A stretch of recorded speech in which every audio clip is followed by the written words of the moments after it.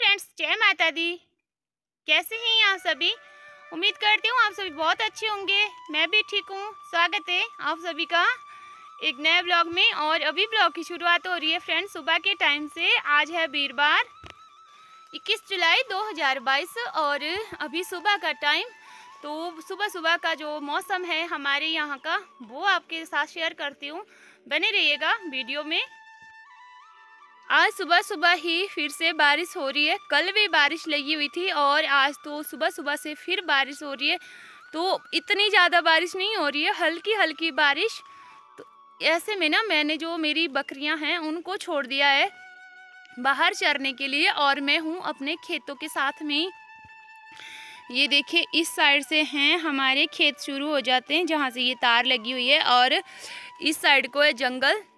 तो बस यहीं नज़दीक नज़दीक में छोड़े हैं घर के पास ही, क्योंकि अगर ना ज़्यादा बारिश लग जाएगी तो फिर मैं इनको घर को ले जाऊंगी भगा करके। और ऐसे मौसम में ना फिर डर भी रहता है जंगली जानवरों का, क्योंकि हमें ना दिखाई नहीं देता कहीं आसपास, बिल्कुल भी नहीं। ये देखिए यहाँ से ना परे को कुछ भी नहीं दिखाई दे रहा है, धुंध वाली बारिश लगी है।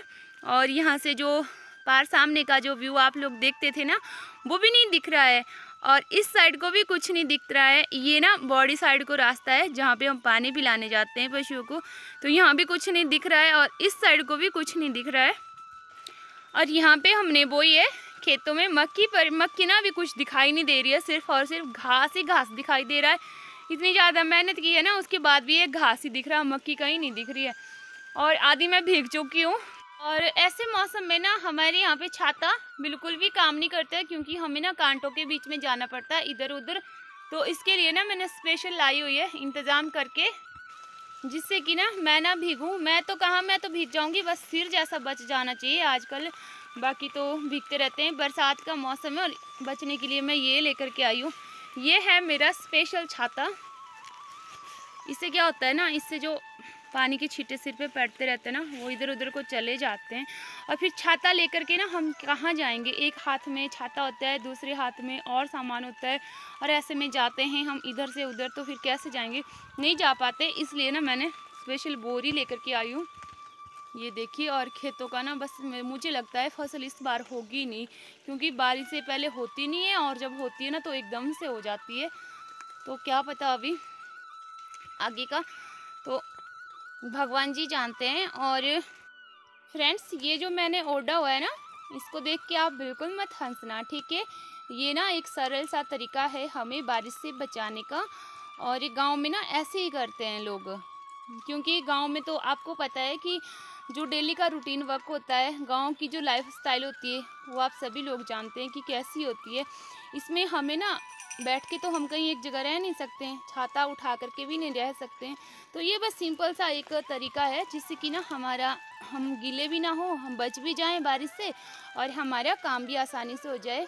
तो ये इसीलिए ओढ़ी हुई है मैंने। और हमारी जो वेशभूषा होती है, हमारी जो आवाज़ होती है, यानी कि लैंग्वेज होती है, हम किस भाषा में बात करते हैं वही तो होता है जो हमें हमारे गाँव के जो कल्चर है उससे रूबरू करवाता है, अवगत करवाता है आप सभी लोगों को भी, और हमें भी याद दिलाता है कि हाँ हम गांव के लोग हैं।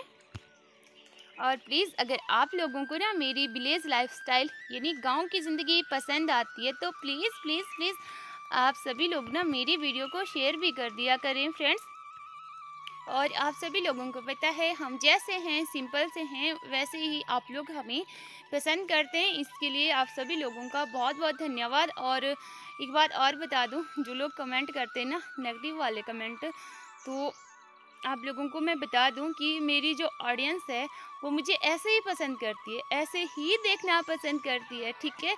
और आप किसी एक या दो के कहने पर हम खुद को नहीं बदल सकते हैं। बहुत सारे हमारे फैमिली मेम्बर हैं वो हमारे साथ जुड़े, इतने प्यार से जुड़े हैं और इतना ईमानदारी और इतने विश्वास के साथ जुड़े हुए, तो आप लोग हमारे आगे ना फीके पड़ जाते हो। और मुझे ना आप सभी लोगों से कुछ एक और बात करनी है।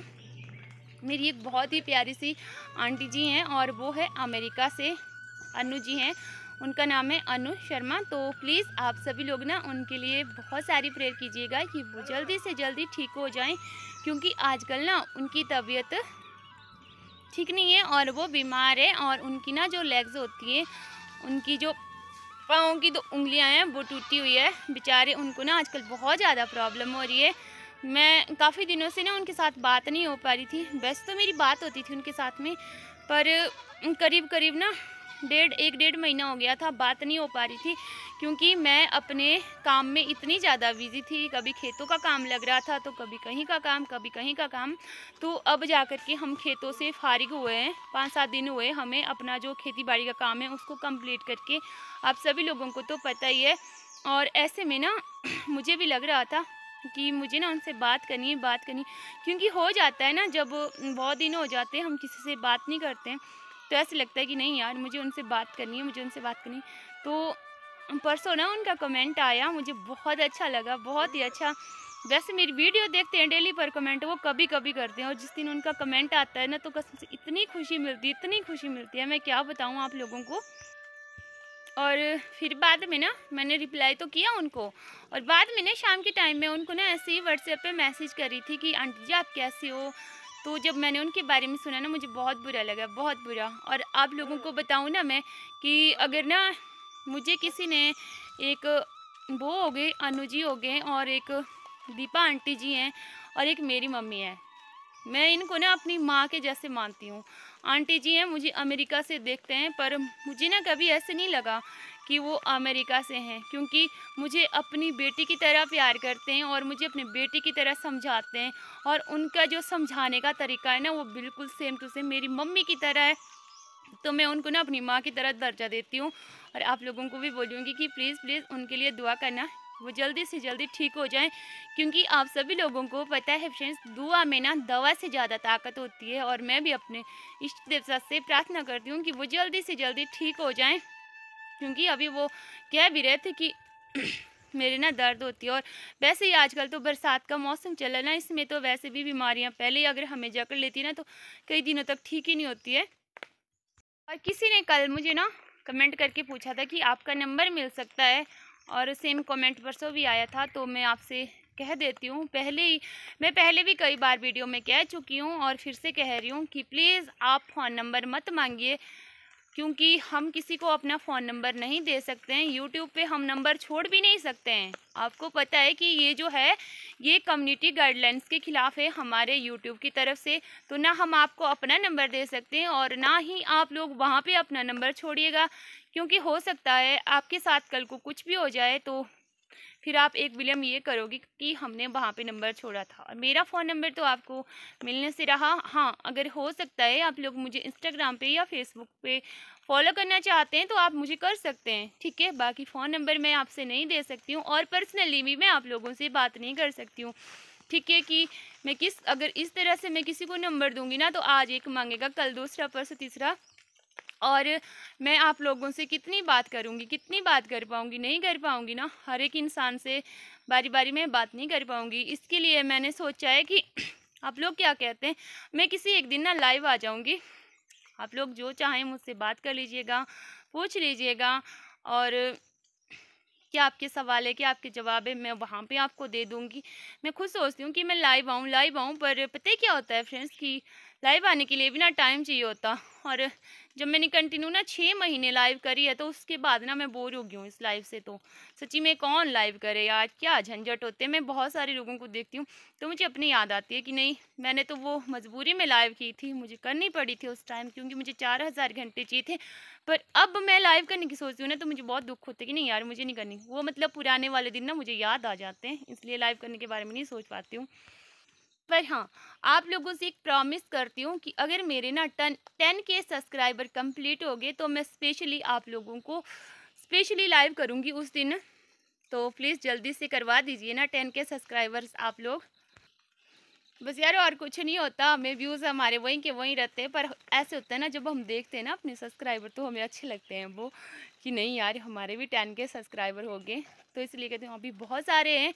और किसी ने मुझे बोला भी था कि आपके ना कितने सब्सक्राइबर है, तो अभी ना मेरे 7K प्लस है।